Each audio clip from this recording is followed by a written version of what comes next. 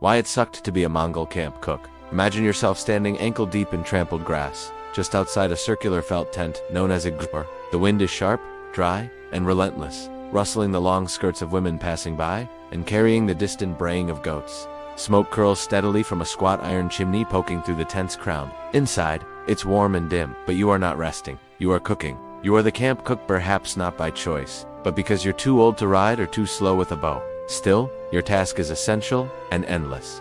The great Mongol horde is always on the move, and wherever the horses go, the stomachs follow. Each morning begins before sunrise. Your fire is built from dried dung, the only fuel in this treeless world. The smoke stings the eyes, yet you know it's sent us home. Pungent, bitter, steady, you prepare mutton again. Always mutton. Strips of stringy sheep meat are hacked with a dull knife and dropped into large cauldrons. Sometimes there are onions, or garlic, or if a raid was successful, a handful of foreign spices, pepper from India, perhaps, or caraway from Persia, but usually it is just meat. Boiled again. The cauldron groans above the fire. You add sour mare's milk to the pot, not for flavor, but for nutrition. It sours quickly in the steppes, fluctuating temperatures, curdling in thick white globs. This too is added. Every day, the same simple equation. Meat, milk, fire, repeat. Occasionally, nobles send requests. A general wants broth served early before his morning meeting. A shaman requests a dish without bones. You must comply. There is no room for error under the Khan's rule. There are no written recipes, no measured amounts, just instinct, memory, and a keen understanding of how not to poison your commanders.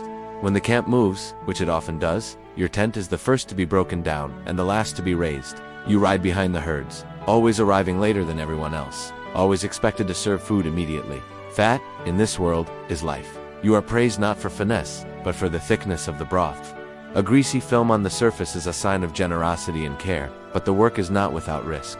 Once a careless cook undercooked a goat for the Khan's household. The meat was chewy, cold in the middle. He was removed, quietly, permanently. Evenings are no better. After the army eats, the generals may gather to drink arag, fermented mare's milk, by the bowlful. You are expected to clean up the mess, but not interrupt. You listen from behind the flap, hearing stories of battles, marriages, omens, and stars. You hear laughter, sometimes crying. You eat last. Your portion is what's left in the bottom of the pot, scraps of tendon, overcooked marrow, and thin salty soup, but you are grateful. Others have gone hungry in this empire. Still, not all is drudgery. You share jokes with the washerwomen. You barter scraps for goat cheese. A small boy, too young to fight, sometimes helps you peel onions, though most days you simply talk to yourself. Or to the pot. At night, you collapse into your bedroll, thick felt and fur's bones aching, skin tinged with smoke and fat, dreaming of things you've never tasted, wheat bread or honey.